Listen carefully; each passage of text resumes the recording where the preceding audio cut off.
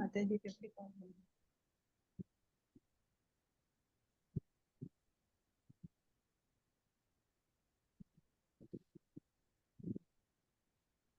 சித்ரா மாதாஜி படிக்கிறீங்களா? படிக்கிறேன் பிரபு. பிரேயர் சொல்லி இருக்கோம் பிரபு. ஓகே. நமோ விஷ்ணுபாதாய கிருஷ்ணபஷ்டாய பூதலே ஸ்ரீமதே ஜெயபதாகா சுவாமி நிதி நாமினே. நமோ விஷ்ணுபாதாய கிருஷ்ணபஷ்டாய பூதலே ஸ்ரீமதே பக்தி வேதாந்த சுவாமி நிதி நாமினே. ஜெய் ஸ்ரீ கிருஷ்ண சைத்தன்ய பிரபு நித்யானந்த அத்வைத கதாதார ஸ்ரீ வாசாதி கௌர பக்த வந்த. ஜெய் ஸ்ரீ கிருஷ்ண சைத்தன்ய பிரபு நித்யானந்த அத்வைத கதாதார ஸ்ரீ வாசாதி கௌர பக்த வந்த. ஜெய் ஸ்ரீ கிருஷ்ண சைத்தன்ய பிரபு நித்யானந்த அத்வைத கதாதார ஸ்ரீ வாசாதி கௌர பக்த விருந்த. जय श्री कृष्ण चैतन्य प्रभु नित्यानंद अद्वैत गदाधर श्रीवासादि गौर भक्त वृंद. हरे कृष्णा कृष्णा कृष्णा हरे हरे, हरे रामा राम राम हरे हरे. மாதாஜி நீங்க ஆரம்பிங்க. ஹரே கிருஷ்ணா மாதாஜி. இல்லையா அப்படிங்கறதுல இருந்து ஆரம்பிக்குவா மாதாஜி? முரண்பாடாகும்னு போனோம். முரண்பாடாகும் இல்லையா? ஒரு விலங்கின் எலும்பு தூய்மையற்றது என்றால் அதனை எவ்வாறு நீங்கள் கடவுளின் அறைக்குள் வைக்க முடியும்? மேலும் ஒரு விலங்கின் எலும்பானது புனிதமானது என்றால் தூய்மை அற்றவனாவதில் பொருள் என்ன? மற்றும் ஏன் குளிக்க வேண்டும்? நீங்கள் இது போன்ற முரண்பாடுகளை வேதத்தில் காணலாம். ஆனால் ஒரு விலங்கின் எலும்பு தூய்மையற்றது என்று வேதத்தில் கூறப்பட்டிருப்பதால் நீங்கள் அதனை ஏற்றுக்கொள்ள வேண்டும். ஆனால் இந்த விலங்கின் எலும்பாகிய சங்கு தூய்மையானது. அதே போன்று நம்முடைய மாணவர்கள் சில சமயம் நாங்கள் வெங்காயம் உண்ணக்கூடாது என்று கூறினால் குழப்பம் அடைகிறார்கள். ஆனால் வெங்காயம் என்பது காய்கறி வகையை சேர்ந்தது ஆகும். அதனால் சப்த பிரேமேயா என்பது வேதத்தில் கூறப்பட்டிருக்கும் சாட்சிகளை நாம் விவாதமின்றி ஏற்றுக்கொள்ள வேண்டும். அதில் பொருள் இருக்கிறது, முரண்பாடு இல்லை. பல முறை நான் உங்களுக்கு பசுவின் சாணம் பற்றி கூறியிருக்கிறேன். வேதத்தின் கூற்றுப்படி பசுவின் சாணம் தூய்மையானது. இந்தியாவில் அதனை ஒரு கிருமி நாசினியாக உபயோகிக்கிறார்கள். கிராமங்களில் நிறைய பசுவின் சாணம் உள்ளது. வீட்டை சுற்றிலும் அவர்கள் பசுவின் சாணத்தை தெளித்து வீட்டை தூய்மையாக கிருமி எதிர்க்கும் சக்தி உள்ளதாக செய்கிறார்கள். உண்மையில் பசுவின் சாணத்தை உங்கள் அறையில் தெளித்த பின் அது உளுந்தவுடன் நீங்கள் புத்துணர்ச்சி அடைந்ததை உணரலாம். அனைத்தும் கிருமி நாசினி. இது ஒரு நடைமுறை அனுபவம் ஆகும். மற்றும் டாக்டர் கோஷ் என்ற ஒரு பெரிய வேதியியல் நிபுணர் ஏன் பசுவின் சாணம் வேத இலக்கியங்களில் மிக முக்கியமாக கருதப்படுகின்றது என்று பசுவின் சாணத்தை பரிசோதனை செய்தார். பசுவின் சாணம் எல்லா விதமான கிருமி எதிர்ப்பு சக்திகளை கொண்டுள்ளது என்று அவர் கண்டுபிடித்தார். ஆயுர்வேதத்தில் பசுவின் சாணத்தை உலர்த்திய பொடி செய்து அதனை எரித்து சாம்பலாக்கி பல்பொடியாக உபயோகிக்கின்றனர். அது ஒரு கிருமி நாசினி பல்பொடி. இது போன்று வேதத்தில் முரண்பாடாக தோற்றமளிக்கும் நிறைய விஷயங்கள் கூறப்பட்டிருக்கின்றன. ஆனால் அவை யாவும் முரண்பாடுகளே அல்ல. அவை யாவும் நடைமுறை அனுபவங்கள், மேன்மையான நடைமுறை அனுபவங்கள். ஒரு தந்தை மகனிடத்தில் கூறுவது போல, எனதருமை குழந்தாய், இந்த உணவை எடுத்துக்கொள், இது மிகவும் அருமையானது. என்னுடைய தந்தை எனக்கு விஷத்தை எப்போதும் கொடுக்க மாட்டார் என்று குழந்தைக்கு தெரியும். அதனால் அது அந்த உணவை கண்மூடித்தனமாக எந்த ஒரு காரணமும் இன்றி அது தூய்மையானவையா இல்லையா என்றெல்லாம் ஆராய்ச்சி செய்யாது ஏற்றுக்கொள்கிறது. நீங்கள் அவ்வாறே இதை ஏற்றுக்கொள்ள வேண்டும். நீங்கள் ஒரு ஓட்டலுக்கு அல்லது அது அரசாங்கத்தால் அதிகாரப்பூர்வமாக அங்கீகரிக்கப்பட்ட ஒன்று என்பதால் செல்கிறீர்கள்.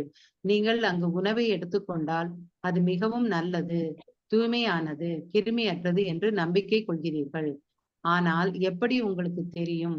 அதிகாரப்பூர்வமான ஒன்று, அதனால் அரசாங்கத்தால் அனுமதிக்கப்பட்ட ஓட்டல், அதனால் நீங்கள் நம்புகிறீர்கள். அதே போன்று சபத் பிரேமே சப்த பிரேமேய என்றால் வேத இலக்கியத்தில் சான்று உள்ளதால் நீங்கள் ஏற்றுக்கொள்ள வேண்டும், அவ்வளவுதான். பிறகு உங்கள் அறிவானது முழுமை பெற்றதாக ஆகிறது. ஏனென்றால் நீங்கள் முழுமையான மூலத்திடமிருந்து விஷயங்களை ஏற்றுக்கொள்கிறீர்கள். அதே போன்று கிருஷ்ணா ஒரு முழுமுதற் கடவுள் என்று ஏற்றுக்கொள்ளப்படுகிறார். அவர் என்ன கூறினாலும் அது சரியாக இருக்கும் என்று ஏற்றுக்கொள்கிறார்கள். ஹரே கிருஷ்ணா மாதாஜி. ஹரே கிருஷ்ணா. பின்னால இருக்கே அர்ஜுனன் முடிவில் கூறினான். சொல்றேன் மாதாஜி. அர்ஜுனன் முடிவில் கூறினான். பகவத்கீதை 10.14. எனதருமை கிருஷ்ணா, நீங்கள் கூறியவை அனைத்தையும் நான் ஏற்றுக்கொள்கிறேன். அதுதான் உங்கள் குறிக்கோள் ஆகும். சாட்சிகள் அதிகாரப்பூர்வமாக இருக்கும்போது நாம் எதற்கு ஆராய்ச்சி செய்து கவலைப்பட வேண்டும்? அதனால் நேரத்தை சேமிக்க துன்பப்படாமல் இருக்க நாம் அதிகாரப்பூர்வமானதை, உண்மையான அதிகாரத்தை ஏற்றுக்கொள்ள வேண்டும். இது வேதத்தின் வழிமுறை ஆகும். ஹரே கிருஷ்ணா மாதாஜி. ஹரே கிருஷ்ணா.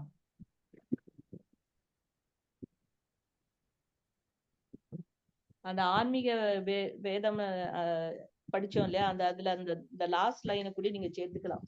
இந்த லைன் அந்த ஆன்சருக்கு இந்த லாஸ்ட் லைன் என்னன்னா, ஏனென்றால் நீங்கள் முழுமையான மூலத்திடமிருந்து விஷயங்களை ஏற்றுக்கொள்கிறீர்கள். ஆன்மீக வேதத்துக்கு அந்த பாயிண்ட் சேர்த்துக்கலாம் நம்ம. ஓகே மாதாஜி. இப்ப நெக்ஸ்ட் சாப்டர் போலாமா? நான் யார்? ஓகே மாதாஜி. இவர் பிரபு போடலையா இங்க?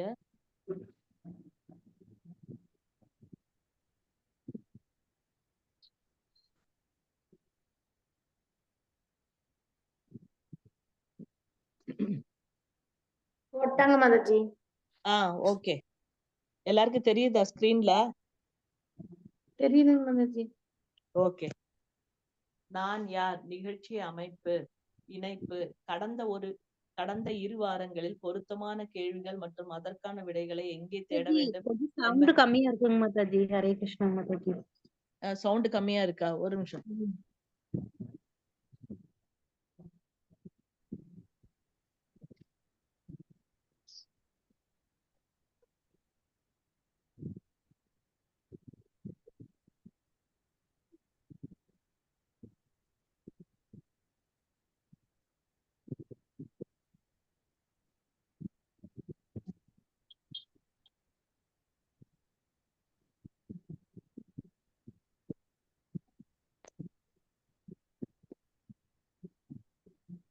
இப்ப கேக்குறதா? கேக்குதுங்க மாதாஜி. கேக்குதுங்க மாதாஜி. ஓகே. கடந்த 2 வாரங்களில் பொருத்தமான கேள்விகள் மற்றும் அதற்கான விடைகளை எங்கே தேட வேண்டும் என்பதை பற்றி கூறினோம். இந்த வாரம் நாம் மிக அடிப்படை கேள்வியான நான் யார் என்பதை பற்றி பார்ப்போம். நோக்கம். இந்த வாரத்தின் நோக்கமானது நாம இந்த உடல் அல்ல, ஆனால் நாம் ஆன்மீக ஆத்மாக்கள். நாம் இறக்கும் போது உடல் மட்டும்தான் இறக்கின்றது, நிரந்தரமான ஆத்மா அல்ல என்று பங்காளியாளர்கள் புரிந்து கொள்ள செய்வதே ஆகும். சோ இன்னைக்கு நோக்கம் என்னன்னா, நம்ம இந்த உடல் இல்ல, நம்ம எல்லாரும் ஆன்மீக ஆத்மாக்கள். அப்புறம் இறக்கும் போது உடல் மட்டும்தான் இருக்கும், உடல் மட்டும்தான் இறக்கின்றது. ஆனா நிரந்தரமான ஆத்மா அல்ல, நிரந்தரமான ஆத்மா அல்ல என்று பங்களிப்பாளர்களை புரிந்து கொள்ள செய்வதே ஆகும் அப்படிங்கிறான். சோ இதுல நம்ம என்ன புரிஞ்சுக்கணும், நான் யாருங்கும் போது நம்ம உடல் அல்ல, ஆனா நிரந்தரமான ஆத்மாதான் இருக்கு அப்படிங்கிறது. அது சிந்தனைக்குரிய கேள்வி. உங்களை தெரியாத ஒன்றை பற்றி அறிய வேண்டும் என்று நீங்கள் கடைசியாக எப்போது நினைத்தீர்கள்? அது என்ன? யாரிடம் கேட்டீர்கள்? சுருக்கம். நாம் பலரிடம் நிறைய கேள்விகளை கேட்டு இருக்கிறோம், ஆனால் இதுவரையில் நான் யார் என்ற கேள்வியை எழுப்பியிருக்கிறோமா? நாம் எப்போதாவது இந்த முக்கியமான கேள்விக்கான விடையை தெரிந்து கொள்ள நேரம் ஒதுக்கி இருக்கிறோமா? கருத்துக்கள் மற்றும் ஓட்டம். உயிருடன் இருப்பவனுக்கு இறந்த பிணத்திற்குமான வேறுபாடு. உதாரணத்திற்கு, ஓட்டுநர் இல்லாமல் ஒரு கார் ஓட முடியாது. அதுபோல் உள்ளே இருக்கும் ஆன்மீக ஆத்மா எனும் சக்தி இல்லாமல் நமது உடல் செயல்பட முடியாது. ஸோ இங்க இந்த ஆத்மாவை காருக்கு ஒப்பிடுறாங்க, உதாரணம் கொடுத்திருக்காங்க. இந்த உயிருடன் இருப்பவனுக்கு இறந்த பிணத்திற்குமான வேறுபாடு அப்படிங்கிறதுல என்ன உதாரணம் கொடுத்திருக்கான்னா, ஓட்டுநர் இல்லாம காரை ஓட்ட முடியாது. அது போல நம்ம கிட்ட இந்த ஆத்மா இருக்கு, ஆன்மீக ஆத்மா இருக்கு. ஆத்மாக்கு சக்தி இல்லாம நம்மளோட உடல் செயல்பட முடியாது அப்படிங்கிறா. இந்த ஆத்மா போயிடுச்சுன்னா என்னாச்சு? இந்த உடம்பு ஒண்ணுமே வேலை செய்யாதுன்னு அர்த்தம். அதுதான் ஆன்மீக ஆத்மாவுக்கும் ஜட உடலுக்கும் உள்ள வேறுபாடு என்ன? ஆன்மீக ஆத்மா என்பது நிரந்தரமான ஆத்மா, ஜடக்கண்களுக்கு தெரியாது. அது ஒரு அணுவின் அளவை கொண்டது. அதை அழிக்க முடியாது, அதை சேதப்படுத்த முடியாது, அல்லது சிறு துண்டுகளாக வெட்ட முடியாது. ஸோ இங்க என்ன சொல்ற, ஆத்மாவை பத்தி சொல்றாங்க. ஆன்மீக ஆத்மாக்கு ஜட உடலுக்கும் உள்ள வேறுபாடு என்னங்கிறத பத்தி. ஆன்மீக ஆத்மாங்கிறது எப்போதும் இருக்கும், அதுக்கு அழிவே கிடையாதுங்கிற. அது ஜட கண்களுக்கு தெரியாது. அந்த ஆத்மாவை நம்மளால பார்க்க முடியாது. நம்ம எல்லாம் ஜட ஜீவிகள் இல்லையா, அந்த ஜட கண்களுக்கு தெரியாதுங்கிற. அது ஒரு அணுவின் அளவை கொண்டது. அது எந்த சைஸ்ல இருக்கும், ஒரு சின்ன அணு சைஸ்ல தான் இருக்கும். அதை அழிக்க முடியாது, அதை நம்மளால அழிக்க முடியாது. அதை சேதப்படுத்த முடியாது. அதை சேதப்படுத்த முடியாதுன்னா அதுக்கு ஏதாவது ஒரு வதைக்கிறது, இல்லைன்னா அத என்னது துன்புறுத்துவது, அந்த மாதிரி எல்லாம் முடியாதுங்கிற. அல்லது சிறு துண்டுகளாக வெட்ட முடியாது, இல்ல சின்ன சின்ன துண்டுகளாகவும் வெட்ட முடியாதுங்கிற. நாம் உடல் அல்ல, ஆன்மீக ஆத்மா என்ற செய்தியை நாம் தெளிவாக தெரிவிக்க வேண்டும். ஸ்ரீல பிரபுபாத உபன்யாசம் பகவத்கீதை 2.13 இத பத்தி கொடுத்திருக்கா. என்ன கொடுத்திருக்கா? நாம் உடல் அல்ல, ஆன்மீக ஆத்மாங்கிற செய்தியை பத்தி பகவத்கீதையில பிரபுபாதர் இதுக்கு தெளிவா கொடுத்திருக்காங்கிறா. நாம் இறக்கும் போது இன்னொரு உடலை எடுக்கிறோம். இறப்போடு நாம் முடிவு பெறுவதில்லை, அது சட்டையை மாற்றிக்கொள்வதை போன்றதாகும். ஸ்ரீல பிரபுபாத உபன்யாசம் பகவத்கீதை 2.22 இத பத்தி சொல்லியிருக்காங்க. அதாவது நாம இறக்கும் போது என்ன ஆகும்னா, நம்ம இன்னொரு உடலை எடுத்துக்கொள்கிறோமா. இறப்போடு நாம் முடிவு பெறுவதில்லை. நம்ம செத்து போனோம்னா அதுதான் முடிவுன்னு இல்லை அப்படிங்கிறா. அது எப்படின்னா, நம்ம ஒரு சட்டைய மாத்துறோம் இல்லையா, அதை வேண்டாம்னு சொல்லிட்டு வேற சட்டையை போட்டுக்கிறோம் இல்லையா, அத மாதிரி இந்த ஆத்மா இன்னொரு உடலை சட்டை மாதிரி மாற்றிக்கொள்வதுதான் இங்க உதாரணம் கொடுத்திருக்கா. அது சட்டையை மாற்றிக்கொள்வதை போன்றதாகும். ஸ்ரீல பிரபுபாத உபன்யாசம் பகவத்கீதை 2.22 இத பத்தி தெளிவாக நமக்கு சொல்லியிருக்காங்கிறா.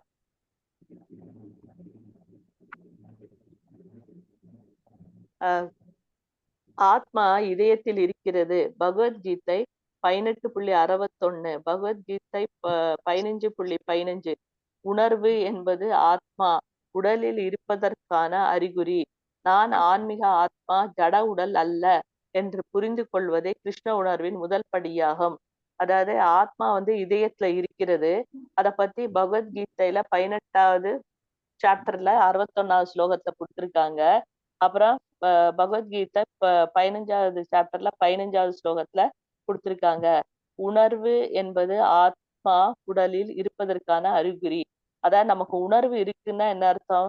ஆத்மா நம்ம உடல்ல இருக்குன்னு. இப்ப செத்து போன உடம்புக்கு உணர்வே இருக்காது. அதான் இங்க குறிப்பிடுறாங்க. நமக்கு உணர்வு இருக்குன்னா என்ன அர்த்தம்? நம்ம ஆத்மா நம்மள்ட்ட இருக்குன்னு அர்த்தம். செத்து போன உடல்ல ஆத்மா இல்லாததுனாலதான் அதுக்கு உணர்வு இல்லை. அததான் இங்க எப்படி சொல்றான்னா, ஆத்மா உடலில் இருப்பதற்கு அறிகுறி அப்படின்னு சொல்றா. அந்த உணர்வு இருக்குன்னா ஆத்மா இருக்குன்னு அர்த்தம். நான் ஆன்மீக ஆத்மா, ஜட உடல் அல்ல என்று புரிந்து கொள்வதே கிருஷ்ண உணர்வின் முதல் படியாகும். கிருஷ்ண உணர்வுன்னு சொல்றாங்க இல்லையா, அந்த கிருஷ்ண உணர்வுல முதல் படி என்னன்னு சொன்னா, நம்ம ஆன்மீக ஆத்மா. நம்ம யாரு? ஆன்மீக ஆத்மா. நம்ம ஜட உடல் இல்ல அப்படிங்கிறத ஃபர்ஸ்ட் புரிஞ்சுக்கணுமா. அதான் கிருஷ்ணர் உணர்வுல உண்டான முதல் படியாகுங்கிறா. ஸ்ரீல பிரபுபாதாவின் உபன்யாசம் பகவத்கீதா 2.25 ஆகஸ்ட் 28, 1973 அன்று லண்டனில் இருந்து எடுக்கப்பட்ட பிரபுபாதாவின் உரையிலிருந்து. பக்தா அவ்யக்தோ யம சிந்தையோ மவிகார் யோய உச்சதே தஸ்மாதேவம் விதித்வைனம் நானுஷோசித்து மர்ஹசி. இது பகவத்கீதை 2வது சாப்டர்ல 25வது ஸ்லோகமா கொடுத்திருக்காங்க. அதுக்கு அர்த்தம் என்னன்னா, ஆத்மா கண்ணுக்கு எட்டாததும் சிந்தனைக்கு அப்பாற்பட்டதும் மாற்ற முடியாததும் ஆகும். இதை நன்கு அறிந்து உடலுக்காக வருந்தாமல் இருப்பாயாக. அதாவது பிரபுபாதர் என்ன உபன்யாசம் பண்ணியிருக்காருன்னா, ஆத்மா வந்து கண்ணுக்கு எட்டாதது அப்படிங்கிறாரு. அப்புறம் வந்து சிந்தனைக்கும் அப்பாற்பட்டது. நம்மளால சிந்தனை கூட பண்ண முடியாதாம். நம்மளால கண்ணால பார்க்கவும் முடியாது, அதே சமயம் நம்மளால யோசிக்கவும் முடியாது. சிந்தனைக்கு அப்பாற்பட்டதும், அப்புறம் மாற்ற முடியாததும் ஆகும். வந்து ஆத்மாவை வந்து மாத்த முடியாது. இதே உடலை வந்து மாத்திக்க முடியும். ஒவ்வொரு பிறப்புலயும் வந்து ஒவ்வொரு விதமான உடல் நமக்கு கிடைக்கும். அததான் இங்க சொல்றா வந்து ஆத்மா வந்து கண்ணால பார்க்கவும் முடியாது, அது மாதிரி அதை பத்தி யோசிக்கவும் முடியாது. அப்புறம் மாற்ற முடியாதது ஆகும். அதை மாற்றவும் முடியாதுங்கிறா. இதை நன்கு அறிந்து உடலுக்காக வருத்தாமல் இருப்பாயாக. இதை நீ புரிஞ்சு கொண்டு நீ இந்த உடம்புக்காக வருத்தப்படாதே அப்படிங்கிறார் பிரபுபாதர். பிரபுபாதா, அவர்கள் போகிறார்கள் ஆகையால் ஏன் இல்லை பிரசாதம் இல்லையா? அவர்கள் போகிறார்கள் ஆகையால் ஏன் இல்லை பிரசாதம் இல்லையா அப்படின்னு யாரோ ஒருத்தர் கொஸ்டின் கேட்கிற பிரபுபாத.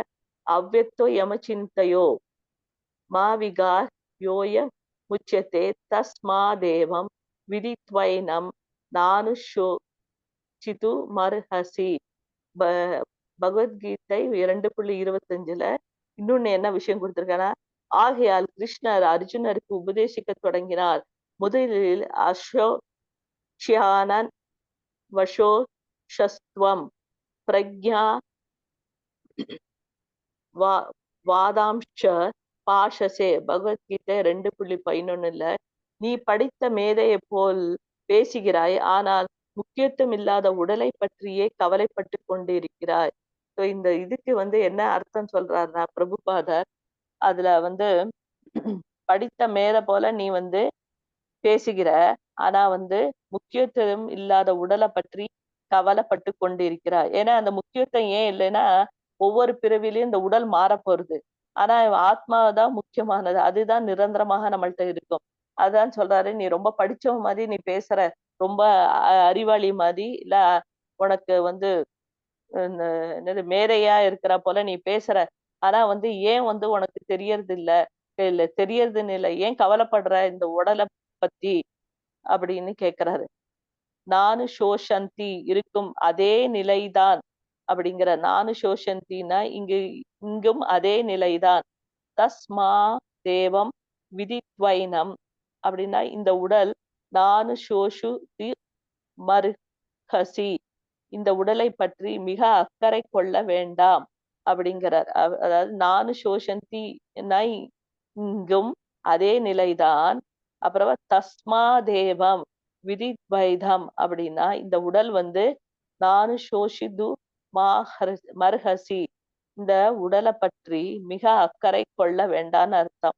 இது இந்த வார்த்தைக்கு நானு சோஷி து மர்ஹசி அப்படின்னா இந்த உடலை பற்றி அக்கறை கொள்ள வேண்டாம். ஆத்மாதான் கருத்தில் கொள்ளப்பட வேண்டிய விஷயமாகும். ஆத்மாவைதான் நீ நினைக்கணும். ஆனால் நவீன சமுதாயத்தில் இந்த உடலை பற்றி தான் அக்கறை கொண்டுள்ளார்கள். ஆனா வந்து இந்த நவீன உலகத்துல வந்து என்னன்னா, வெறும் சமுதாயத்துல வந்து இந்த உடலை மாத்திரம்தான் பத்தி அக்கறை கொள்றாங்க, ஆத்மாவை பத்தி நினைக்கிறது இல்லை. எதிர்மாறாக இருக்கிறது. இதை என்ன சொல்ற, எதிர்மாறாக இருக்கிறது அப்படிங்கிறார். கிருஷ்ணர் கூறுகிறார், ஏனென்றால் ஆத்மா அழியாதது. ஆகையால் தஸ்மா தேவம் விதித்வைனம், இந்த கொள்கையை தெரிந்து கொண்டும், ஏனம் இந்த உடல் நானு சோஷி து மர்ஹசி, ஹரிசி உண்மையான விஷயம் ஆத்மாதான். அதாவது இந்த ஸ்லோகத்துல வந்து அர்த்தம் சொல்றாரு. என்னன்னா வந்து இந்த சமுதாயத்துல வந்து உடலுக்கு தான் ரொம்ப முக்கியத்துவம் கொடுக்கறாங்க வழியா ஆத்மாக்கு முக்கியத்துவம் கொடுக்கறது இல்ல. அதனால எதிர்மாறாக இருக்கு. கிருஷ்ணர் சொல்றாரு இந்த ஆத்மா வந்து அழியாதது. ஏனென்றால் கிருஷ்ணர் வந்து என்ன சொல்றாரு, ஏனென்றால் ஆத்மா அழியாதது. ஆகையால் தஸ்மா தேவம் விதித்வைனம்.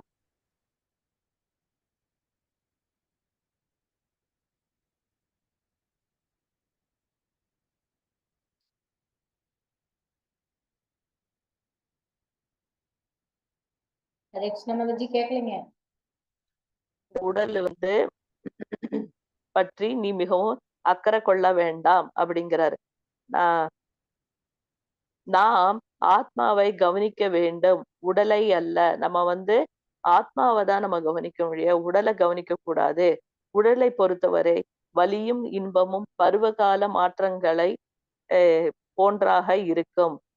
உடல் வந்து எப்படி இருக்கும்னா வலியும் இன்பமும் அப்புறம் பருவகால மாற்றங்களை போன்றதாகும். அப்படின்னா பருவகாலம்னா வந்து என்னது, குளிர்காலம், மழை காலம், அப்புறம் வெயில் காலம்னு வருது இல்லையா, அத மாதிரி பருவகால மாற்றங்களை போன்றதாக இருக்கும். எது இந்த உடல். அதாவது ஒரு நாளைக்கு நல்லா இருக்கும், ஒரு நாளைக்கு ஒரு மாதிரி மனசு வந்து என்னது உடல் வந்து சோர்ந்து போயிருக்கும், ஒரு நாளைக்கு ரொம்ப என்னது சுறுசுறுப்பா இருக்கும். அதுக்குதான் கம்பேர் பண்றாரு. எதுக்குன்னா இந்த பருவகால மாற்றங்களை போன்றதாக இருக்குங்கிறார். ஆகம பாயினோ அனித்திய அத்தகைய உடலளவு வலிகளுக்கும் இன்பங்களும் வரும் போகும், அவைகள் நிரந்தரமானவைகள் அல்ல. தாம் திசஸ்வ பாரத, ஆதலால் நீங்கள் இந்த உடலுக்கு வரும் பலியையும் இன்பங்களையும் பொறுத்து கொள்வது எப்படி என்று கற்றுக்கொள்ள வேண்டும்.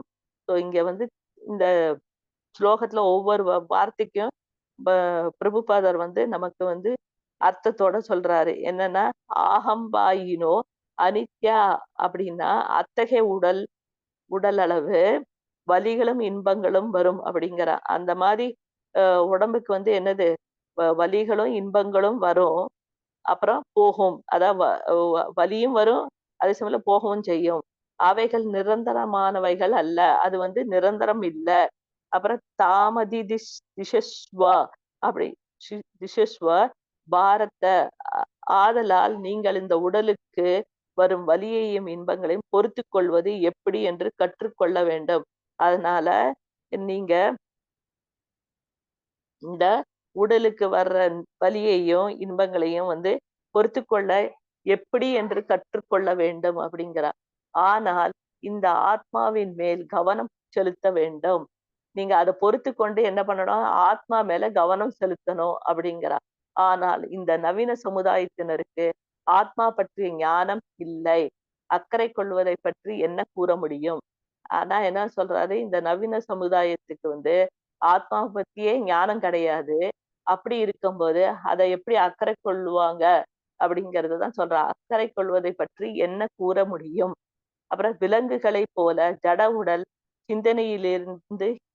சிந்தனையிலே இருக்கிறார்கள். விலங்குகளை போல ஜட உடல் சிந்தனையிலே இருக்கிறார்கள் அப்படின்னா ஆஹ் மிருகங்களை போல இந்த ஜட உடல் இருக்கு இல்லையா, எப்பவுமே என்னத்தையாவது யோசிச்சுட்டே இருக்கு அப்படிங்கிறா. உடலை பற்றி நிறைய கவனம் எடுத்துக்கொள்கிறார்கள். அவங்க சிந்தனை பண்றதெல்லாம் என்ன, இந்த உடம்ப பத்தி தான் அவங்க கவனம் செலுத்துறாங்க. ஆனால் ஆத்மாவை பற்றிய எந்த ஒரு தகவலும் அவர்களுக்கு தெரியாததால் அதன் மேல் அக்கறை கொள்வதை பற்றி என்ன கூற முடியும்? ஆனா அவங்க வந்து இந்த உடலுக்கு தான் ரொம்ப கவனம் கொடுக்கறதுனால என்ன பண்றாங்க, ஆத்மாவை பற்றிய எந்த ஒரு தகவலும் வந்து அவங்களுக்கு தெரியாதனால அதன் மேல அக்கறை கொள்வதை பற்றி என்ன கூற முடியும் அப்படிங்கிறா. அதாவது ஆத்மாவை பத்தி தெரியாதனால அவங்களுக்கு வந்து அக்கறை கொள்வதை பற்றி என்ன கூற முடியும்? இது ஒரு மனிதன் நவீன சமுதாயத்தின் கவலைக்குரிய நிலையாகும். இது வந்து மனித சமுதாயத்துல ஒரு கவலைக்குரிய நிலையாகுங்கிறா. விலங்கு சமுதாயம் விலங்குகள் தான் வெறுமனே உடலை கவனித்து கொண்டிருக்கும், ஆத்மாவை பற்றிய எந்த ஒரு தகவலும் தெரியாது. அதாவது சொல்றான், இது ஒரு மனித நவீன சமுதாயத்தின் கவலைக்குரிய நிலையாகும் சொல்லிட்டு, அப்புறம் விலங்கு சமுதாயம் விலங்குகள் தான் வெறுமனே உடலை கவனித்து கொண்டிருக்கும். அதாவது விலங்கு சமுதாயத்துலதான் வந்து விலங்குகள் தன்னோட உடம்பை தான் கவனித்து கொள்ளும், ஆத்மாவை பற்றிய எந்த ஒரு தகவலும் தெரியாது. அப்புறம் ஆதலால் இந்த மனித சமுதாயம் விலங்கு சமுதாயம் ஆகும். அவங்க வந்து எப்பவுமே உடம்ப பத்தியே கவனிக்கிறதுனால மனித சமுதாயத்தையும் வந்து விலங்கு சமுதாயம்னு பிரபுபாதர் சொல்றார். மூடா என்றால் விலங்கு கழுதை. இப்போது நாம இதை பொதுவாக மக்களிடம் கூறினால் அவர்கள் நம் மீது கோபம் கொள்வார்கள். ஆனால் உண்மையில் இது தான் நிலை. யச்யாத்மா புத்திஹி குணபே த்ரி தாதுகே அப்படிங்கிறார். அதாவது இன்னொன்னு என்ன சொல்றாருன்னா, உடம்ப பத்தியே கவனிக்கிறதுனால விலங்குகளை போல நம்ம மனித சமுதாயம் இருக்கு. அதனால அவங்க மூடானா முட்டாள்கள். என்றால் என்னன்னா, விலங்கு கழுதை வந்து இப்போது நாம இதை பொதுவாக மக்களிடம் கூறினால், அதாவது இங்க வந்து மூடான்னா முட்டாள்னு சொல்றதுல கழுதைங்கிறாங்க, விலங்கு கழுதைங்கிறா. மூடா என்றால் விலங்கு கழுதைங்கிறாங்க. இப்போது வந்து என்னன்னா, நாம இதை பொதுவாக மக்களிடம் கூறினால், நாம வந்து இத வந்து பொதுவாக மக்கள்கிட்ட சொன்னோம்னா, அதாவது நம்ம வந்து உடல் இல்ல, இது நம்ம ஆன்மா, நம்ம ஆத்மா அப்படின்னு நம்ம சொன்னோம்னா, அவங்க இத கூறினால் அவர்கள் நம்ம மீது கோபம் கொள்வார்கள். அவங்க வந்து நம்ம மேல கோபம் படுவாங்க. ஆனால் உண்மையில் இதுதான் நிலை. ஆனா உண்மையில இதுதான் நிலை அப்படின்னா இந்த மாதிரிதான் நிலவரம் இருக்குங்கிற. ஏன்னா மக்களுக்கு வந்து ஆத்மாவை பத்தி ஞானமே கிடையாது. அவங்களுக்கு உடலை பத்தி தான் கவனிக்கிறதுக்கு அக்கறை இருக்கு. ஏன்னா அவங்களுக்கு ஆத்மானா என்னன்னு தெரியாத போது அவங்க எப்படி அக்கறை கொள்வார்கள்னு முதல் பேராகிராஃப்லயே நம்ம படிச்சோம். அததான் இங்க சொல்றா. அப்புறமா ஆத்மா புத்திஹி குண பே ஸ்ரீ தாதுகே ஸ்ரீ ஸ்ரீபா ஸ்ரீபா 10.84 13. நான் பாகவதம் நினைக்கிறேன். இது ஸ்ரீமத் பாகவதத்துல 10.84-11 நான் இதை பல முறை விளக்கி உள்ளேன். இத பத்தி நான் பல முறை விளக்கி உள்ளேன். எங்க 10வது கேண்டோல 84 ஸ்லோகத்துல வந்து 13வது அத்தியாயத்துல வந்து இத பத்தி சொல்லியிருக்காங்கிறா பாகவதத்துல. எஸ் ஆத்மா புத்திஹி ஆத்மா என்றால் நான் புத்தி இந்த உடலை நான் என்று நினைக்கிறது. நான் புத்தி, அதாவது எஸ்மாத்மா ஆத்மா புத்திஹி அப்படி புத்திஹி ஆத்மா என்ன அர்த்தம்னா, நான் புத்தி இந்த உடலை நான் என்று நினைக்கிறேன். அதாவது இந்த உடலை வந்து நான் நினைக்கிறேன். யசாத்மா புத்திஹி ஆனால் இந்த உடல் என்றால் என்ன? யசாத்மா புத்திஹி அப்படின்னா இந்த உடல் என்றால் என்ன அப்படின்னு கேக்குறா. அப்புறம் கபம் பித்தம் வாயு மற்றும் அதன் விளைபொருட்கள் நிரம்பிய த்ரீதாது பை தான இந்த உடல் மேலும் பௌதிக உலகை போல் மற்றும் இந்த வீட்டை போல் சளி பித்த நீர் காற்று மற்றும் இவற்றின் கலவைகளால் ஆனதாகும் அப்படிங்கிறார். அதாவது யசாத்மா புத்திஹி ஆனால்னா இந்த உடல் என்றால் என்ன அப்படின்னு கேட்கிற. இந்த உடல் என்றால் என்ன? அது என்னதுன்னா கபம் பித்தம் வாயு மற்றும் அதன் விளைபொருட்கள் நிரம்பிய த்ரீ தாது பை அப்படிங்கிறார். அப்படின்னா அந்த 3 விஷயம் இருக்கு இல்லையா, கபம் பித்தம் வாயுங்கிறது தான் அதோட விளைபொருட்கள் தான் நிரம்பியது உடல் வந்து. அது த்ரீதாதுபை அப்படிங்கிறார். த்ரீதாதுபை தான் அப்படிங்கிறார். இந்த உடல் மேலும் பௌதிக உலகை போல் மற்றும் இந்த வீட்டை போல், அதாவது இந்த உடல் வந்து எப்படின்னா பௌதிக உலகத்தை போலையும் மற்றும் வீட்டை போல என்ன இருக்குன்னா சளி பித்தம் நீர் காற்று மற்றும் இவற்றின் கலவைகளால் ஆனதாகும். அதாவது உடலை வந்து எதுக்கு கம்பேர் பண்றாருன்னா இந்த பௌதிக உலகத்தையும் வீட்டையும் கம்பேர் பண்றாரு. அதாவது அவர் வந்து என்ன சொல்லி கம்பேர் பண்றாருன்னா வந்து அது வந்து சளி பித்தம் அப்புறம் நீர் அப்புறம் காற்று இதெல்லாம் தான் நிரம்பி இருக்கு.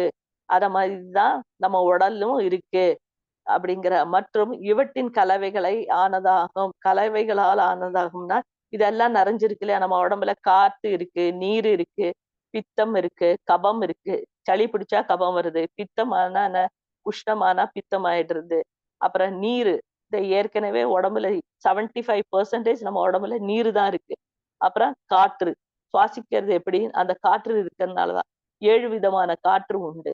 சோ அந்த மாதிரி அந்த காற்று 7 விதமா இருக்கு. சோ இதெல்லாம் சேர்ந்து ஒரு கலவையா இருக்கு, கலந்து ஒரு கலவையா ஆனதாகும் அப்படிங்கிறார். இந்த வீடு என்றால் என்ன? தேஜோ வாரி மிருதம் விதிமய விருதிமயாகா. இந்த ஜட உலகில் உள்ள எதுவும் என்ன அது? அதாவது இந்த வீடு என்றால் என்னன்னா, தேஜோவாரி மிருதம் விதிமயாகா. இந்த ஜட உலகில் உள்ள எதுவும் என்ன அது அப்படிங்கிறார். அதாவது இதுக்கு அர்த்தம் ஏதோ தேஜோவாரி மிருதம் விதிமயாகா. இந்த ஜட உலகில் உள்ள எதுவும் என்ன அது அப்படிங்கிறார். அதாவது ஜட உலகத்துல உள்ள எதுவும் என்ன அது அப்படின்னு கொஷின். தேஜோவாரி மிருதம் விதிமயாகா.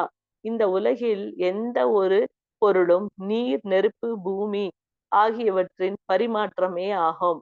அதாவது என்ன சொல்ற, நம்ம இந்த உலகத்துல எந்த பொருளை நீங்க எடுத்துக்கிட்டனாலும் அதுல வந்து நீரு, நெருப்பு, பூமி இந்த இதுலதான் பரிமாற்றமே இருக்கு.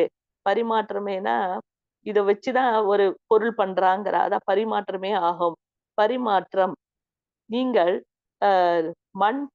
மண்ணை எடுங்கள், நீரை எடுங்கள், அதை கலக்குங்கள், பிறகு நெருப்பில் போடுங்கள், அஹ் அது செங்கலாக மாறிவிடும்.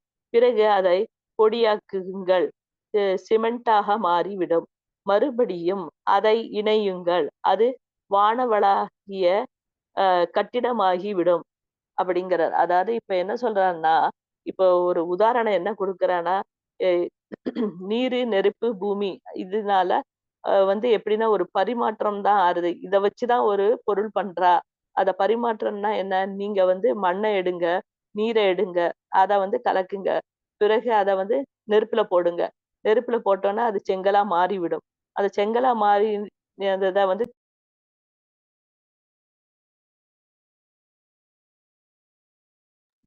ஹரே கிருஷ்ணா மாதாஜி, வளர்ந்த மாதாஜி. ஹரே கிருஷ்ணா, ஹரே கிருஷ்ணா.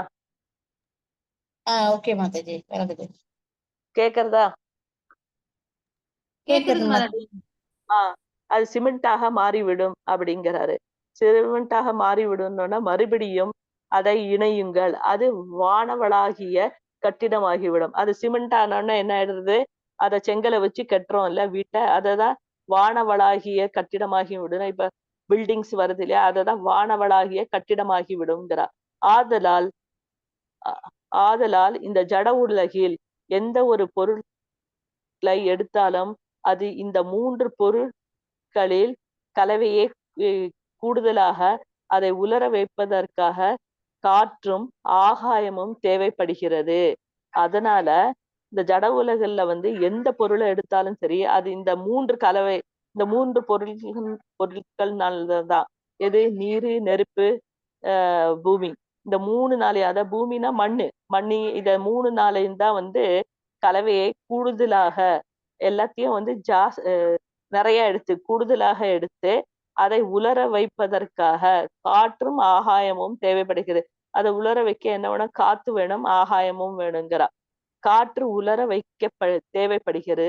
ஆதலால் 5 பொருட்களின் கலவையாகும். அது வந்து 5 பொருட்களோட கலவையாகும். அது போல இந்த உடலும் 5 பொருட்களின் கலவையே, எந்த ஒரு வேறுபாடும் இல்லை. அதே மாதிரி இந்த உடலும் வந்து அந்த 5 பொருளாலதான் ஆயிருக்குன்னு சொல்றா. ஏன்னா நமக்கு, நம்ம உடலுக்கும் வந்து காற்று வேணும், நீர் வேணும், அதே சமயத்துல நமக்கு என்ன வேணும்? உணவும் வேணும். சோ அத மாதிரி இங்க வந்து சிமெண்ட் வந்து என்னது? அந்த கட்டிடத்தை கட்டுறதுக்கு சிமெண்ட் வேணும். நம்ம உடம்பும் செயல்படுறதுக்கு நமக்கு என்ன வேணும்? அந்த உணவு வேணும். சோ அததான் இங்க என்ன சொல்றான்னா, காற்று உலர வைக்க தேவைப்படுகிறது. ஆதலால் 5 பொருட்களின் கலவையே ஆகும். அது போல இந்த உடலும் 5 பொருட்களின் கலவையே, எந்த ஒரு வேறுபாடும் இல்லை. நம்ம கிட்ட வந்து ஜீரணமாகறதுக்கு நெருப்பு இருக்கு, வயிற்றுல வந்து நெருப்பு இருக்கு. ஏன்னா நம்ம பசி எப்படி வருது?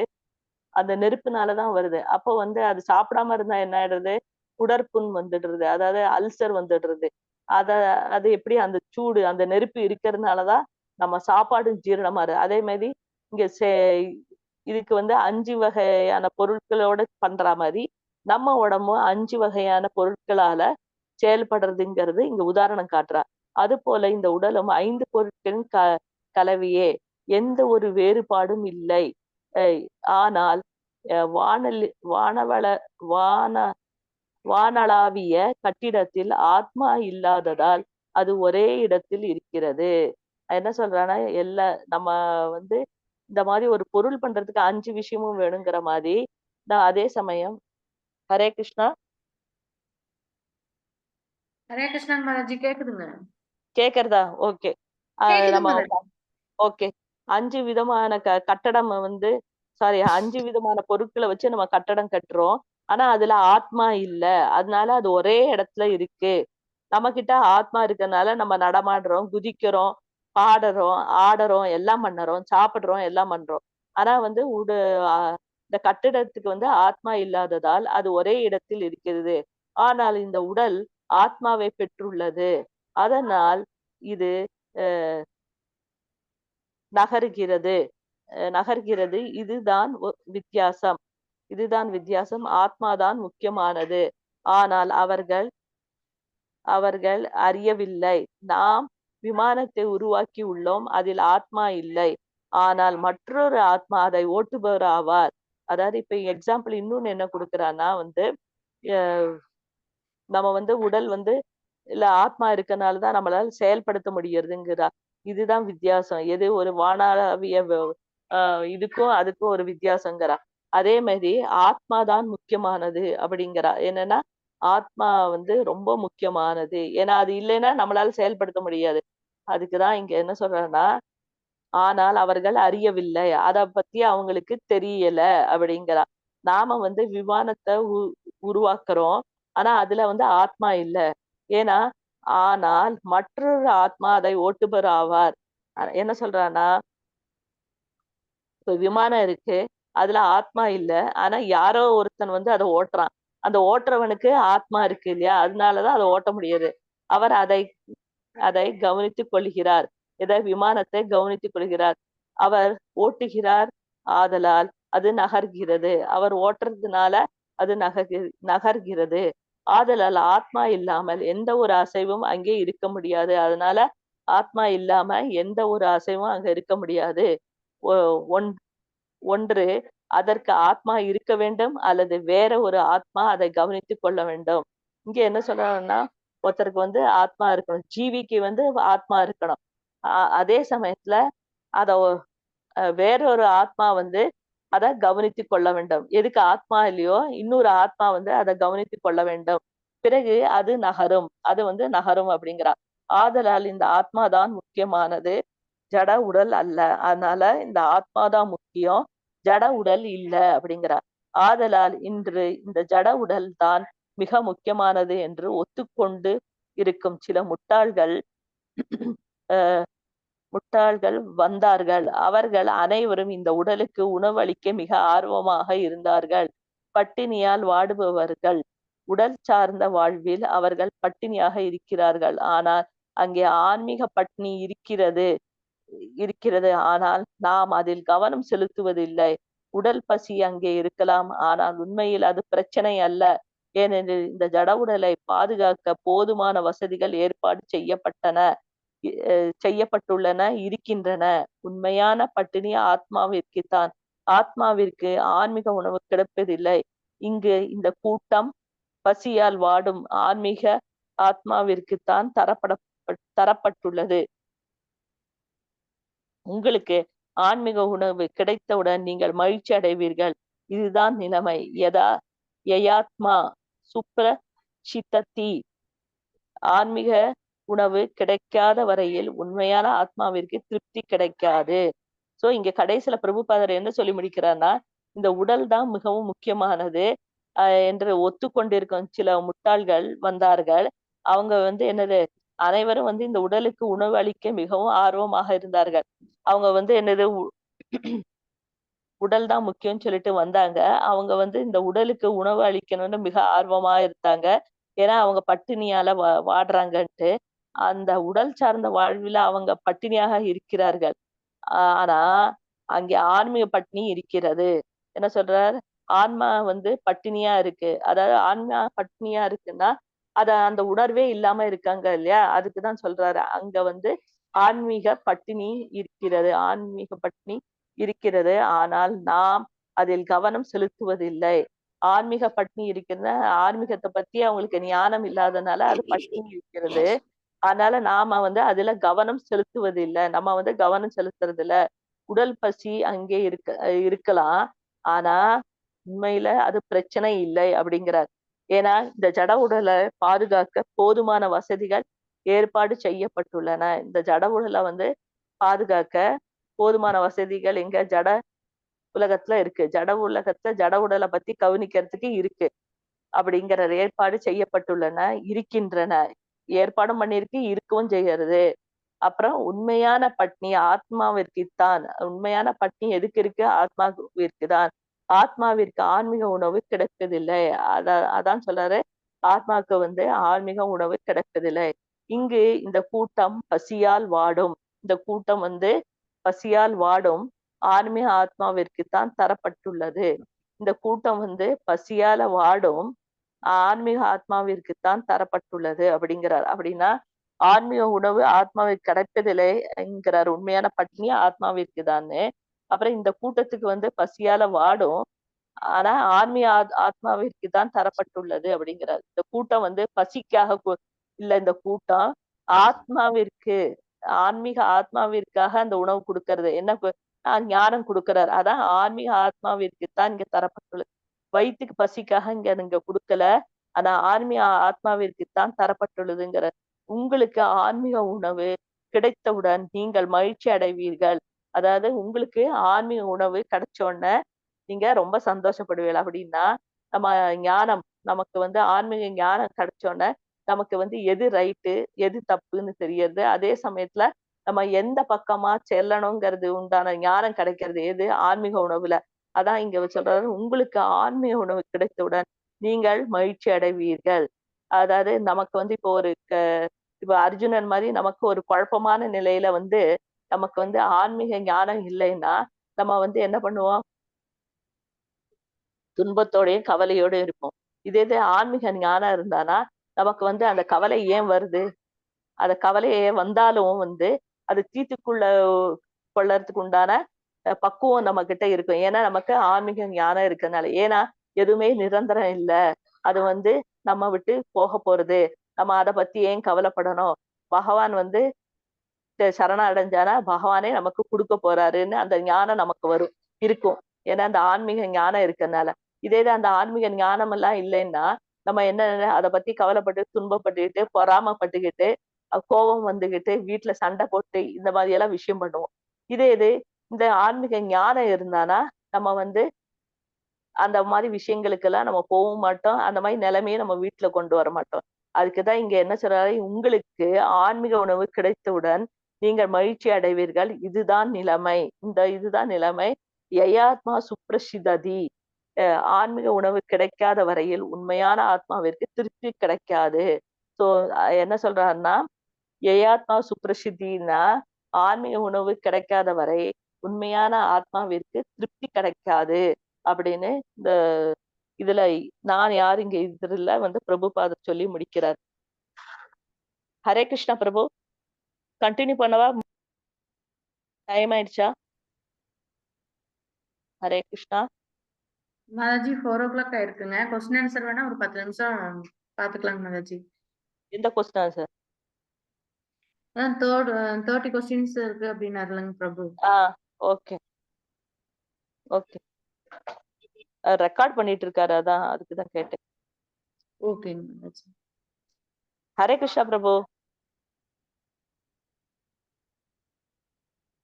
ஹரே கிருஷ்ணா. ஹரே கிருஷ்ணா பிரபு. ரெக்கார்டிங் போயிட்டு இருக்கு, நம்ம கொஸ்டின் ஆன்சர் எப்படி டிஸ்கஸ் பண்றது? தெரியக்கூடாதுன்னு வேற சொல்லியிருக்காரு.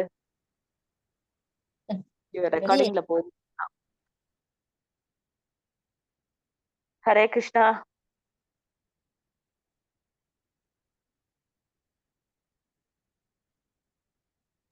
மாதாஜி பிரபு இல்ல. பிரபு இல்ல, இந்த மாதாஜி கிட்ட கொஸ்டின் கொடுத்திருக்காங்கன்னாங்களே. ஆமா பிரபு இல்ல. அப்ப ரெக்கார்டிங் விக்ரம் போட்டு மாதாஜி இருக்கு அப்படின்னாங்க. அதான் ரெக்கார்டிங் போடணும்னா நம்ம கொஸ்டின் ஆன்சர் டிஸ்கஸ் பண்ண முடியாது. இல்ல பிரபு இல்ல அப்ப ரெக்கார்டிங் இருக்குமான்னு கேக்குறேன் நான். இருக்கு, போயிட்டு இருக்கு. ரெக்கார்டிங் அங்க முடிஞ்சுதான் இருக்கு. இருக்கு Record மாதாஜி, ரெக்கார்டிங் போயிட்டு இருக்கு. ஆனா பிரபு அப்ப ரெக்கார்டிங் இல்லன்னு சொல்லிருப்பாரு இல்லைங்க மாதாஜி? இருக்கு மாதாஜி, ரெக்கார்டிங் போயிட்டு இருக்கு, எனக்கு தெரியுது.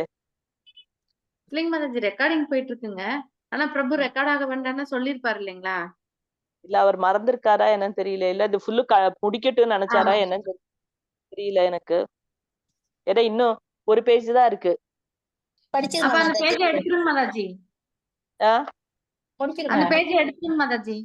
ஓகே. இதுவரை நான் சொன்னது புரிஞ்சுதா மாதாஜி? உங்களுக்கு புரியுற மாதிரி நான் சொல்றேன்னா? புரிஞ்சுங்க மாதாஜி, புரிஞ்சுச்சு. ஓகே. மத்தவ எல்லாருக்கும் புரிஞ்சுதா? புரிஞ்சுது மாதாஜி, புரிஞ்சுது. Okay, thank you. இப்ப புடிச்சிருங்க. நான் கண்டினியூ பண்றேன், இந்த பேஜை படிச்சு முடிச்சிடுறேன்.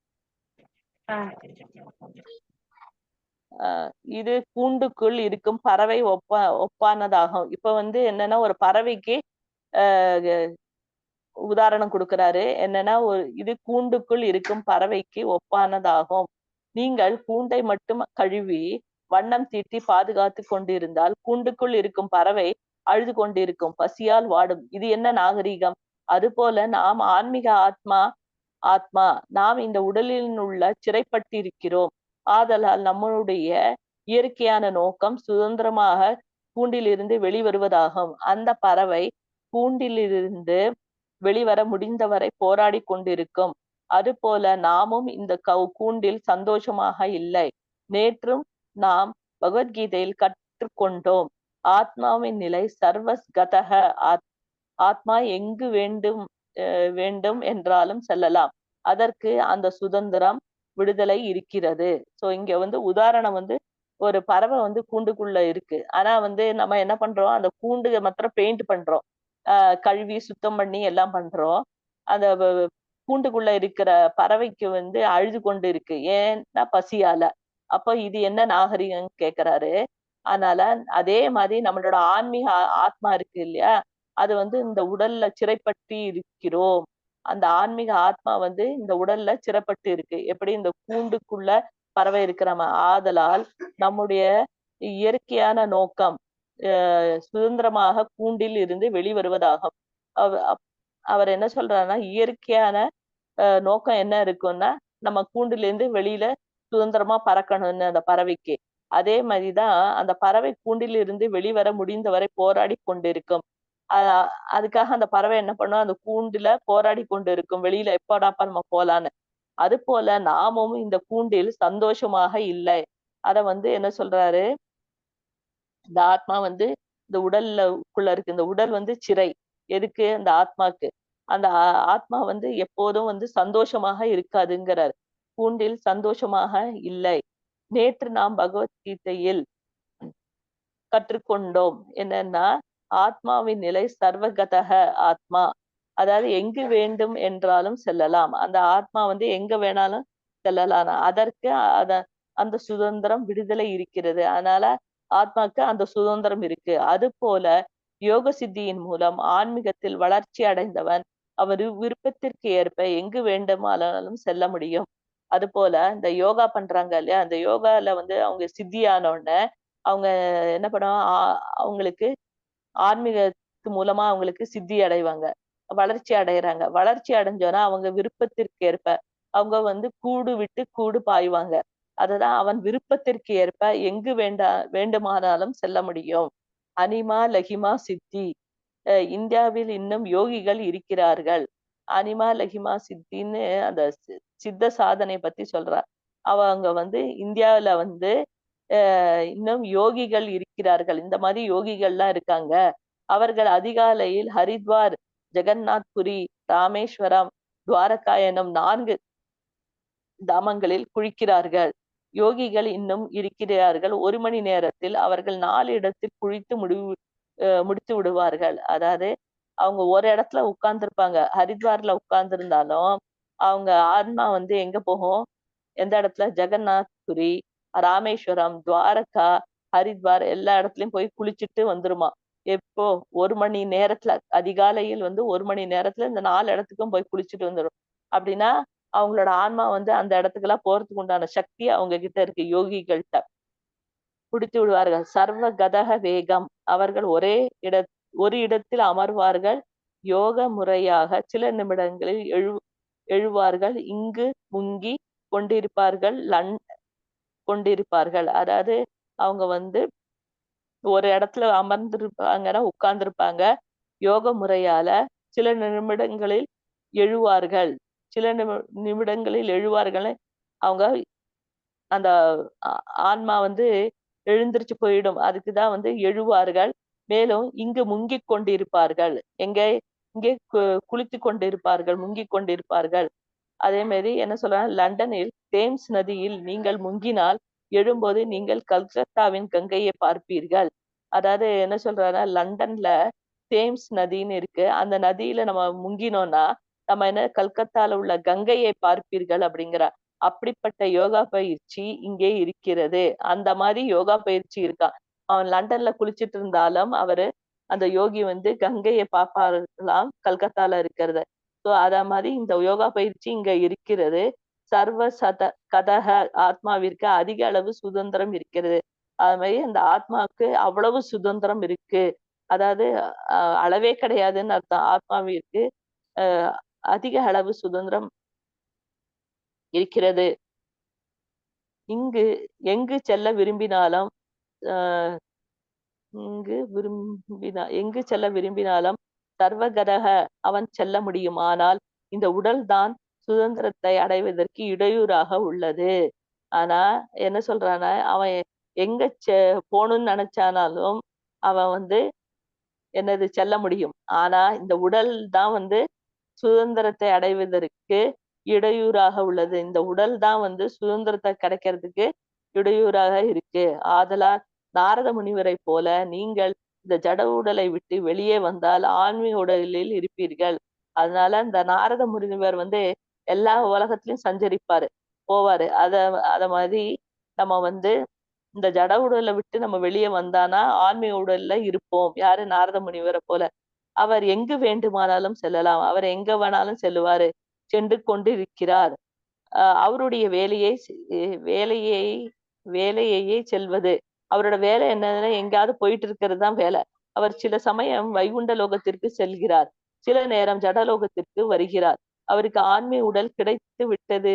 அவர் எங்கு வேண்டுமென்றாலும் செல்லலாம். அதாவது அவர் சில சமயம் வந்து வைகுண்ட லோகத்துல இருப்பாரு, சில சமயம் ஜடலோகத்துல இருப்பாரு. அவருக்கு வந்து ஆன்மீக உடல் கிடைத்து விட்டதுங்கிறார். அவருக்கு வந்து ஆன்மீக உடல் கிடைத்து விட்டது. அவர் எங்கு வேண்டுமென்றாலும் செல்லலாம்ங்கிறார். விண்வெளி மனிதர் இயந்திரங்களை பயன்படுத்தி விண்வெளிக்கு செல்ல வேண்டும். அதாவது இப்போ வந்து விண்வெளி மனிதர் வந்து ஆஸ்ட்ரோநாட், அதான் விண்வெளி மனிதர். அவங்க வந்து இயந்திரங்களை பயன்படுத்தி அவங்க ராக்கெட் அந்த மாதிரி உபயோகப்படுத்தி தான் அவங்க வந்து போக முடியும். அதுக்குதான் இயந்திரங்களை பயன்படுத்தி விண்வெளிக்கு செல்ல வேண்டும். அவங்க அந்த மாதிரி இயந்திரங்களை பயன்படுத்தி அவங்க செல்ல வேண்டும் என்று நினைக்கிறார்கள். இயந்திரமே தேவையில்லை. எந்திர ரூடானி மாயையா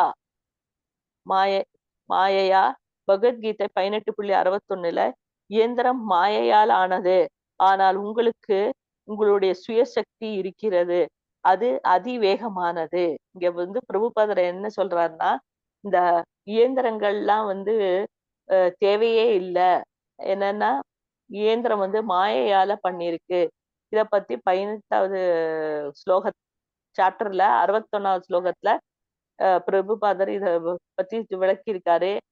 எதுக்கு வந்து உங்களுக்கு வந்து இயந்திரமே தேவையில்லை, அது வந்து மாயையால ஆனது. ஆனா உங்களோட உடல் வந்து சுயசக்தி இருக்கிறது, உங்க உடல்ல வந்து ஒரு சுயசக்தி இருக்கு அப்படிங்கிறார். அது அதிவேகமானது, ராக்கெட்டோட அதிக வேகமா இருக்கும் அப்படிங்கிறார். ஆதலால் அது சோதிக்கப்படுகிறது. அதனால அது சோதிக்கப்படுகிறது. ஆதலால் ஒருவன் ஜட உடலின் கூண்டிலிருந்து ஆத்மாவை எவ்வாறு கொண்டு வருவது என்பதில் மிக கவனமாக இருக்க வேண்டும்.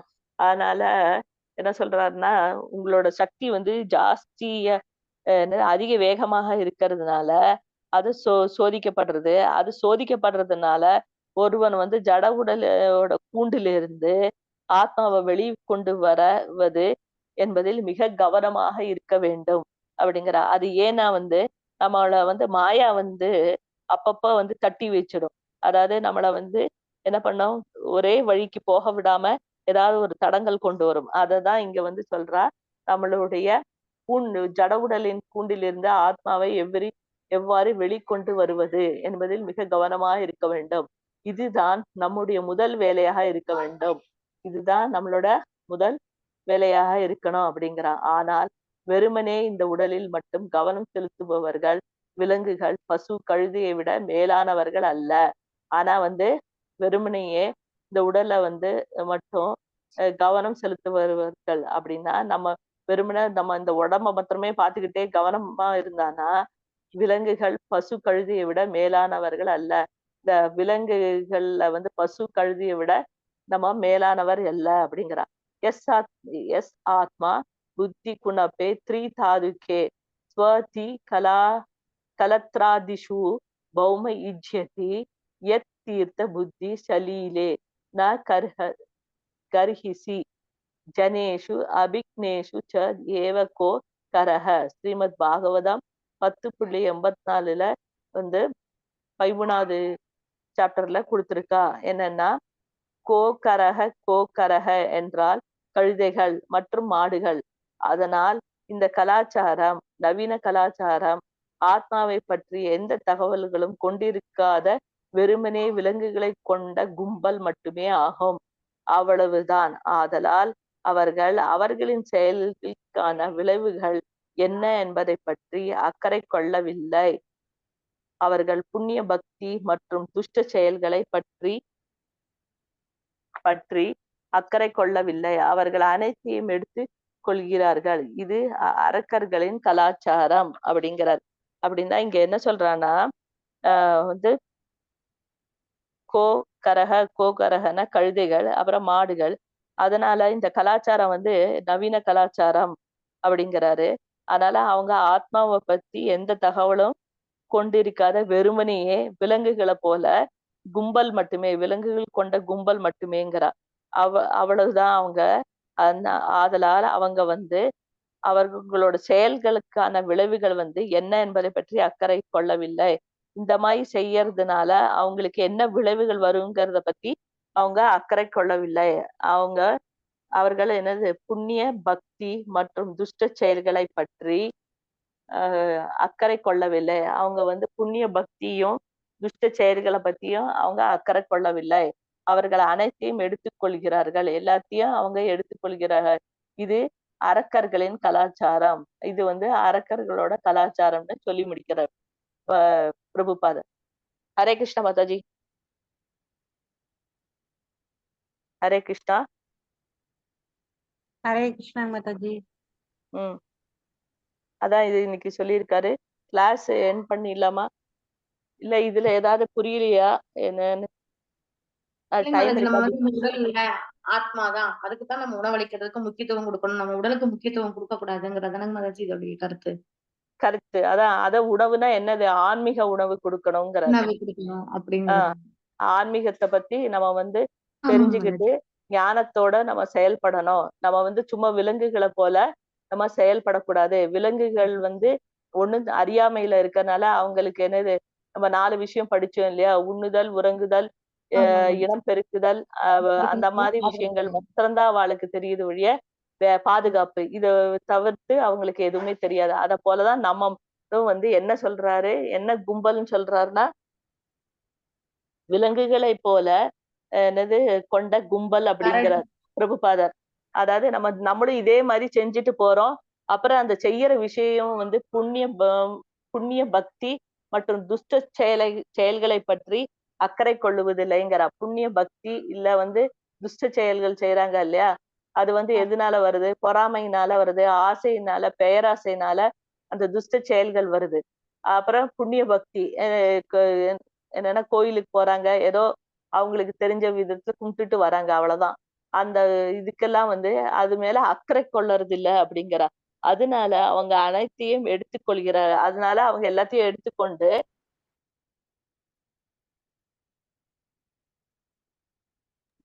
ஆனா அரக்கர்களின் கலாச்சாரம் அப்படிங்கிற இது வந்து அரக்கர்கள் தான் இந்த மாதிரி பண்ணுவாளே, மனுஷங்க பண்ணக்கூடாது. அப்ப மனுஷங்க அப்படி பண்றானா அவங்களும் அரக்கர்கள்னு பிரபுபாதர் சொல்லி இந்த இதுல நான் யாருங்கிறதுல பத்தி சொல்றாரு. So, இந்த நான் யாருங்கிறதுன்னு என்னன்னா முதல்ல நம்ம தெரிஞ்சுக்கணும். நம்ம உடல் இல்ல, நம்ம ஆத்மா. அதுவும் நம்ம ஆன்மீக ஆத்மாவா இருக்கும். அது வேகமாக செல்கிறது மத்த எல்லாத்தையும் விட.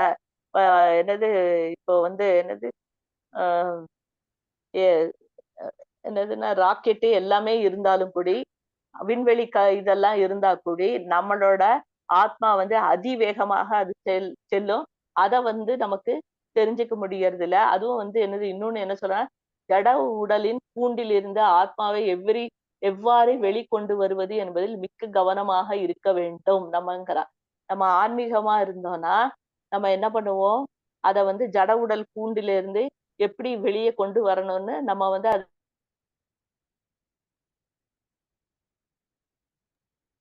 ஹரே கிருஷ்ணா மாதாஜி, மியூட் ஆயிருக்குங்க. அதான் யாரோ போன் பண்ணா. அதனால நம்ம ஜாக்கிரதையா இருக்கணும்.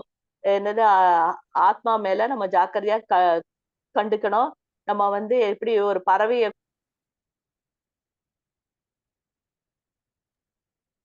நம்ம வந்து பறவைய வந்து கூண்டுல வச்சுட்டு கூண்டு மாத்திரம் பெயிண்ட் பண்ணானா போறோம்னு நம்ம நினைக்கிற மாதிரி இருக்கக்கூடாது. ஏன்னா அந்த கூண்டுல இருக்கிற பறவைக்கு பசி இருக்கு, அதுக்கு நம்ம சாப்பாடு கொடுக்கணும். அத மாதிரி நம்ம உடம்புல வந்து ஆத்மா இருக்கு, ஆத்மாவை நம்ம கவனிக்கிறது இல்ல.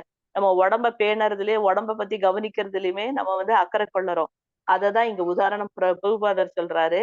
நம்ம வந்து அந்த கூண்டுல உள்ள கிளிய மாதிரி நம்மளோட உடம்பு வந்து சிறைச்சாலை மாதிரி இருக்கு, ஆத்மா வந்து பறவை மாதிரி இருக்கு. இந்த ஆத்மாவை வந்து நம்ம வெளிக்கொண்டு வர்றதுக்கு பிரயத்னம் பண்ணணும், அக்கறை கொள்ளணும் அப்படிங்கிற. அப்ப பிரயத்னம் பண்ணணும்னா என்னது, நம்ம பிறப்பு இறப்பு மூப்பு நோயிலிருந்து வெளிப்படணும். அதுக்கு வெளிப்படணும்னா நம்ம என்ன பண்ணணும், பகவானை பத்தி கிருஷ்ண உணர்வுல நம்ம இருக்கணும். அது இல்லைன்னா நமக்கு கிடைக்காது.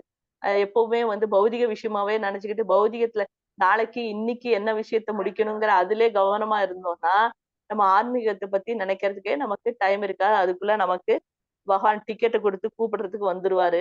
அப்போ அடுத்து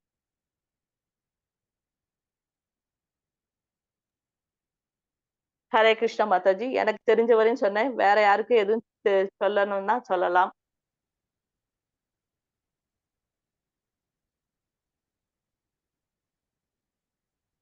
ஹரே கிருஷ்ணா. நீங்க எடுத்தது நல்லா புரிஞ்சுச்சுங்க. இல்ல வேற யாருக்கும் ஏதாவது விஷயம் ஆட் பண்ணா பண்ணலாங்கிறேன். ஜெய சித்ரா மாதாஜி, தேவி ராதிகா. நல்லா புரிஞ்சது மாதாஜி. நீங்க இல்ல உங்களுக்கு ஏதாவது அபிப்பிராயம் சொல்லணும்னா சொல்லலாங்கிறேன், அதுக்கு கேக்குறேன். ஓகே. ஹரே கிருஷ்ணா, தெளிவா தான் மாதாஜி சொன்னீங்க. Okay, thank you Mataji. நம்ம கிளாஸ் என் பண்ணீங்களாமா? பிரபு இல்ல எங்க இருக்காருன்னு தெரியலையே.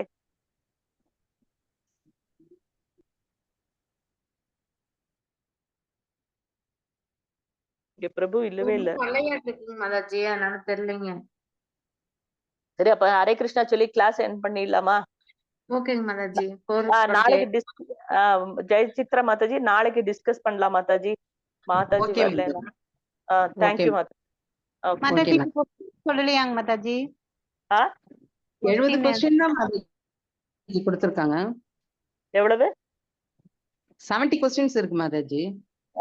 ஓகே, 10 கொஸ்டின் தான் நம்ம முடிக்கலாமே. ஓகே மாதாஜி. நம்ம எல்லாரும் சீக்கிரம் வந்தானா ஆரம்பத்திலேயே 10 கொஸ்டின் டிஸ்கஸ் பண்ணிட்டு கிளாஸ் ஆரம்பிக்கலாம். ஆமா மாதாஜி, நான் இன்னைக்கு சீக்கிரம் வந்தேன் மாதாஜி. முன்னாடியே வந்தேன். ஆமா, நானும் வந்தேன். வேற யாரும் வரல. ஞாயிற்றுக்கிழமை பண்ணலாம் மாதாஜி. நாளைக்கு எங்களுக்கு ப்ரோக்ராம் இருக்கு மாதாஜி, வர முடியாது. ஞாயிற்றுக்கிழமை கூட என்னாலே முடியாது மாதாஜி. ஏன்னா வீட்டுல எல்லாரும் இருப்பா, கிளாஸ் கான்சென்ட்ரேட்டே பண்ண முடியாது. அப்புறம் ஞாயிற்றுக்கிழமை இஸ்கானுக்கு போயிருவாங்க மாதாஜி. அதான், அப்போ நம்ம வந்து என்ன பண்ண மண்டேவே வச்சுக்கலாம். மண்டேவே வச்சுக்கலாம் மாதாஜி. மண்டே 2:30க்கு வந்துடலாமா மாதாஜி? அவர் கனெக்ஷன் கொடுக்கணுமே. ஓகே மாதாஜி. பிரபு கொடுத்திருக்காரு, நம்ம போற முடியுது மாதாஜி. பிரபு கொடுத்திருக்காரு லிங்க். அதுலயே நம்ம தட்டினா பூந்துக்கலாம், எத்தனை மணிக்கு வேணா பூந்துக்கலாம்னு சொன்னாரு அன்னைக்கு. அப்படியா? எனக்கு அது தெரியாது. ஓகே. ஓகே மாதாஜி, நாளைக்கு நாளான்னைக்கு முடியாது மாதாஜி, மேரேஜ் அதான் வராரு. யாருக்கும் அது முடியாது. அது யாருக்கும் முடியாதுதான். ஏன்னா எனக்கு சில சமயம் கோவில்ல சர்வீஸ் இருக்கும், முடியாது. அப்புறம் கொஞ்சம் உடம்பு முடியல. நேற்றுக்கெல்லாம் ஒரே ஸ்டமக் அப்செட் எனக்கு. Okay. நீங்க எல்லாம் பேசுறதா நான் இப்ப அப்படியே படுத்துக்கிட்டே கேட்டுட்டு இருந்தேன். இன்னைக்கு கொஞ்சம் பரவாயில்ல, ஆனா டயர்டா இருக்கு. பரவாயில்ல மாதாஜி, இவ்வளவு தூரம் கிளாஸ் எடுத்திருக்கீங்க மாதாஜி, உடம்பு வைரஸ் முடியாது. காட்டுறாரு. அப்ப வெள்ளனே டைம் எடுத்து கூறலாம் மாதாஜி, அந்த மாதிரினா முடியும். வெள்ளனே ஆ? திங்கட்கிழமை. ஆ, மாதாஜி சரி நீங்க திங்கட்கிழமை. பண்ணிட்டீங்கன்னா மாதாஜி, நம்ம வாட்ஸ்அப் கால்ல கூட நம்ம பேசிக்கலாம் மாதாஜி. ஓகே. ஆனா எல்லாருக்கும் தெரியணும்னா இந்த மாதிரி குரூப்ல வந்தா தானே முடியும். இல்ல எல்லாரும் வாட்ஸ்அப்லயே வரணும். குரூப் பண்ணலாமே.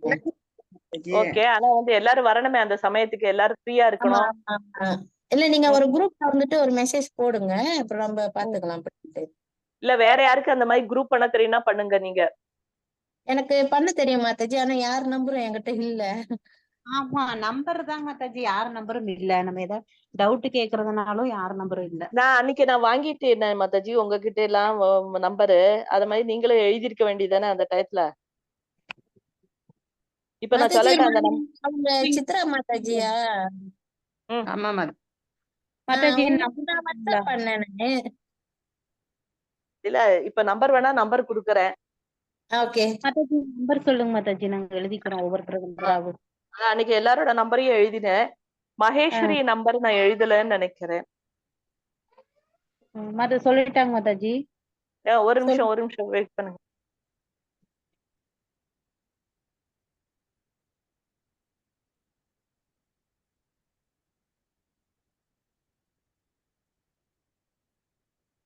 சொல்லுங்க மாதாஜி. மாதாஜி ஒரே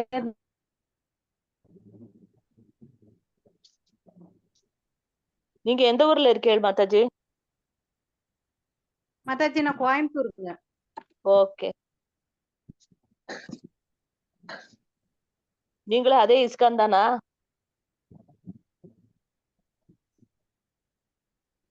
ஹரே கிருஷ்ணா. மாதாஜி, விஜயகுமாரி மாதாஜி, மகேஷ் மாதாஜி எல்லாம் ஒரே இஸ்கான் தாங்க மாதாஜி. ஓகே. நான் இப்ப யாரு கமலா மாதாஜியோட நம்பர் சொல்றேன், அவங்களோட மலேசியா. எழுதிக்கோங்க, யாருக்கெல்லாம் வேணுமோ நம்பர் எழுதிக்கோங்க. 60. நம்பர் சொல்றீங்களா? ஹரே கிருஷ்ணா சொல்லுங்க மாதாஜி. சொல்லுங்க சொல்லுங்க. 97 ஆஹ் 86 ஆஹ் 17 ஆஹ் 57 ம் 71. ஓகே. எல்லாரும் எழுதிக்கோங்க அந்த நம்பரை. எழுதிக்கிட்டீங்களா மகேஸ்வரியோட நம்பரை? எழுதிட்டோம் 96 17 57 71 மாதாஜி. ஆமா ஆமா ஆமா. ஓகே. இப்ப கமலா மாதாஜியோட நம்பர் நான் சொல்றேன், எழுதிக்கோங்க. சொல்லுங்க 60 மாதாஜி. அதான் +16 போட்டுக்கோங்க. 60 10 24 41 275.